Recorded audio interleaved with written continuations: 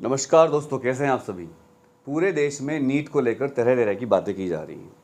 NEET में नकल हुई है, ये बात भी साबित हो चुकी है। नीट का पेपर भी लीक हुआ है, ये बात भी साबित हो चुकी है। बहरहाल जो विनीत जोशी जी हैं, एनटीए के सेक्रेटरी, उन्होंने कह दिया कि हम इसको लीक नहीं मानते क्योंकि पेपर लीक तब हुआ है जबकि पेपर शुरू हो चुका था और एक बच्चे के लिए हुआ है। अब ये लॉजिक तो मुझे समझ में नहीं है, आपको आया तो बता देना। अगर पेपर एक जगह भी लीक हुआ है तो उसको कैंसिल कर देना चाहिए मेरे ख्याल से, तो अगर आप प्योरिटी रखना चाहते हो। पर कोई बात नहीं, वो सरकारी मामला है, सरकार कुछ ना कुछ अच्छा ही करेगी। मुझे पूरा ट्रस्ट है अपनी सरकार के ऊपर और न्यायपालिका के ऊपर। अब तमिलनाडु की बात करते हैं। तमिलनाडु हमारे देश का एक ऐसा राज्य है जो बहुत प्राचीन है, बहुत महान है, और वो राज्य ऐसा राज्य है जो हमेशा नीट का विरोध करता रहा है। अब तमिलनाडु नई चीज़ों के सामने आया है। जब से तमिलनाडु में एक बच्ची ने दुर्भाग्यवश सुसाइड कर लिया, उसके बाद एक बच्चे ने फिर सुसाइड किया because they were not happy with their NEET performance. तो तमिलनाडु की विधानसभा ने, असेंबली ने एक रिजोल्यूशन पास किया है against NEET, that they will not conduct NEET and the admission in MBBS and medical colleges in Tamil Nadu will be based on the merit list of class 12। तो भाई पहली बात तो तमिलनाडु वालों से मैं पूछना चाहता हूँ कि जब इस बार एग्जाम ही नहीं हुए तो फिर आप मेरिट लिस्ट किस बेस पे बनाओगे, क्योंकि बहुत ज़्यादा असमानता रही है। तो नीट होना बहुत ज़रूरी है, लेकिन फिर भी तमिलनाडु की बात भी सुननी चाहिए हमें, क्योंकि तमिलनाडु के अपने पॉइंट्स हैं। तमिलनाडु ने एक सर्वे किया है और उन्होंने कहा है कि जो नीट का एग्ज़ाम है वो इंग्लिश मीडियम वाले बच्चों के फेवर में है, जो स्टेट लेवल बोर्ड वाले बच्चे उनके फेवर में नहीं है। वेल ऑफ, जो बहुत पैसे वाले लोग हैं, उनके फेवर में है। अर्बन शहरी लोगों के फेवर में है। CBSE kids Tamil Nadu panel, Tamil Nadu के पैनल ने कहा है कि सीबीएसई के पढ़ने वाले बच्चों के फेवर में है नीट, और जो बच्चा सीबीएसई से पढ़ता है उसको फायदा होता है और जो स्टेट बोर्ड से पढ़ता है उसको नुकसान होता है, और वो नीट क्रैक नहीं कर पाता। ये तमिलनाडु के पैनल का सर्वे है। थोड़ी बहुत बात इसमें सही भी है, मैं ये नहीं कहता कि पूरी बात गलत है, बट ज़्यादातर ये ड्रामेटिक मुझे लगता है। The proportion of rural students fail 61.45% pre NEET. मतलब जो गांव के बच्चे हैं, रूरल मतलब गांव के बच्चे, उनका प्रपोर्शन बहुत डाउन हो चुका है नीट में, टू 50.81। पहले प्री नीट से पहले 61.45% गांव के बच्चे डॉक्टर बनते थे, अब केवल 50.81% बच्चे ही गांव के डॉक्टरी में शामिल हो रहे हैं। 99% of the candidate who got a medical seat in Tamil Nadu received some form of coaching। 99% ने कहीं ना कहीं से कोचिंग ली थी। बिना कोचिंग के सिलेक्शन नहीं होता नीट में, ये कहना चाह रहे हैं वो। यानी कि वो कहते हैं नीट कोचिंग को प्रमोट कर रहा है, जिसको मैं भी मानता हूँ। मैं खुद एक कोचिंग चलाता हूँ, नीट की कोचिंग देता हूँ। मैं फिर भी मानता हूँ कि ये बात सच है, without NEET coaching NEET possible नहीं है। पर आज के ज़माने में बात करना ठीक नहीं है तमिलनाडु वालों, क्योंकि आजकल यूट्यूब पर ऑलमोस्ट फ्री कंटेंट इतना सारा है कि कोई बच्चा अगर सेल्फ स्टडी कर ले, मोबाइल ले ले, तो पढ़ के कर सकता है। मामला मेहनत करने का है, मामला ये नहीं जो दिखाया जा रहा है। मामला कुछ और है। मामले बहुत सारे हैं, रिजर्वेशन है, मेहनत है, बहुत सारी दिक्कतें हैं, बच्चों के अंदर झील की कमी है, फैसिलिटी कमी है, बहुत सारी चीज़ें हैं।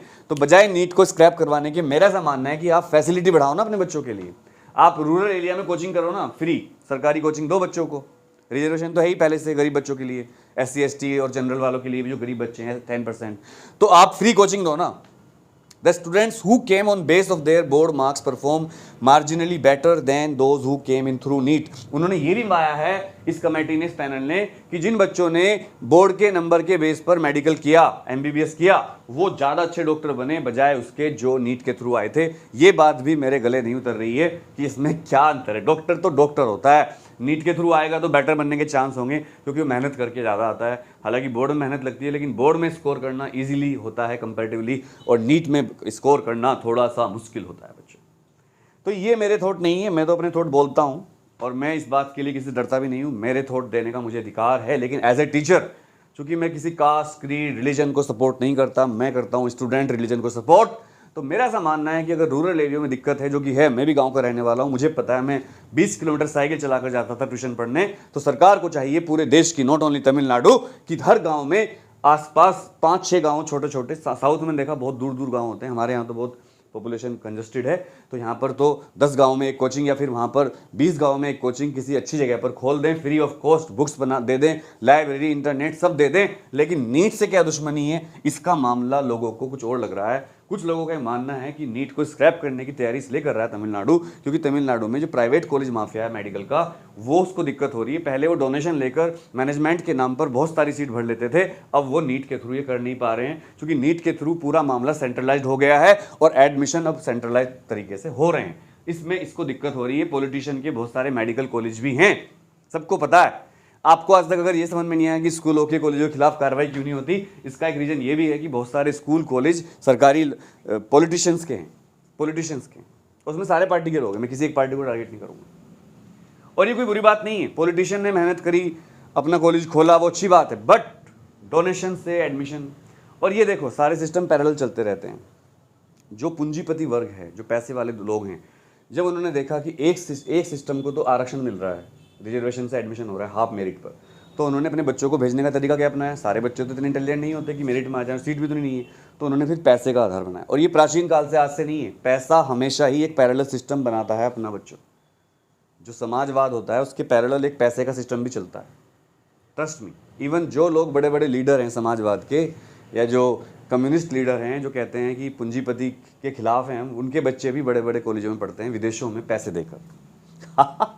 गरीब लोगों को उल्लू बनाया जाता है, आम जनता को उल्लू बनाया जाता है। तो पैसा एक पावर है और हमेशा रहेगा, प्राचीन काल से और आज तक है। पहले टाइम पे भी जब राजा के सामने कोई खुशखबरी लाती थी दासी, तो राजा उसको अपनी माला दे देते थे, लो दासी ये मोतियों की माला ले लो। दासी मतलब जो गुप्तचर होते थे, उनके जो उनकी सूचना लाते थे। तो पैसा तो है, और वो थैंक यू सर। और हम काम क्यों करते हैं? पैसे के लिए। हम सैलरी पैसे के लिए, लोग सरकारी जॉब क्यों चाहते हैं? पैसे के लिए। पैसा। तू पैसा करती है, पैसे पे क्यों मरती है? क्योंकि पैसे से कुछ चलता है, तू ही मरता है, उसको क्यों बोल रहा है? तू भी तो पैसे के लिए भाग दौड़ कर रहा है भाई। तो नीट को स्क्रैप करने की तैयारी है तमिलनाडु में, देखना ही होगा, क्योंकि नीट सेंट्रल गवर्नमेंट लेती है, तो इसको कितना कामयाबी मिलती है तमिलनाडु को।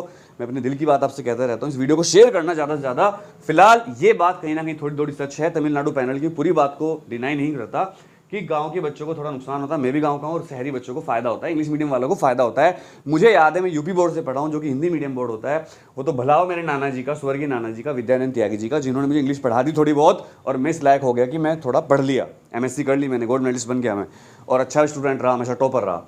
लेकिन मुझे पता है इंग्लिश की दिक्कत थी। जब मैंने कोचिंग ज्वाइन करी 12वीं के बाद इंजीनियरिंग के लिए, तो मुझे इंग्लिश के वर्ड समझ में नहीं आते थे। मुझे कौन साइड का मतलब नहीं पता था, कुलीनियर का मतलब नहीं पता। सर बोलते थे कुलीनियर पॉइंट्स, क्या है? हम पढ़ते थे सररेखीय एक लाइन में, वहाँ होता था कुलीनियर। इवन मुझे ये भी पता था सेक्शन का मतलब क्या होता। हमारी क्लास में एक लड़की आई 6th क्लास में, उसका नाम था नवनीत कौर। उसने दरवाजे पर आके बोला, मैं आई कम इन सर। मैंने कहा भाई ये क्या बोल रही है भाई बहुत अंग्रेजी आती है इसको तो यार, ये क्या है भाई, क्या बोला इसने? मेरे दोस्त ने कहा, जो इंग्लिश मीडियम से आया था, भाई साले पूछ रही है कि अंदर आ जाऊँ क्या सर? और हम क्या बोलते थे?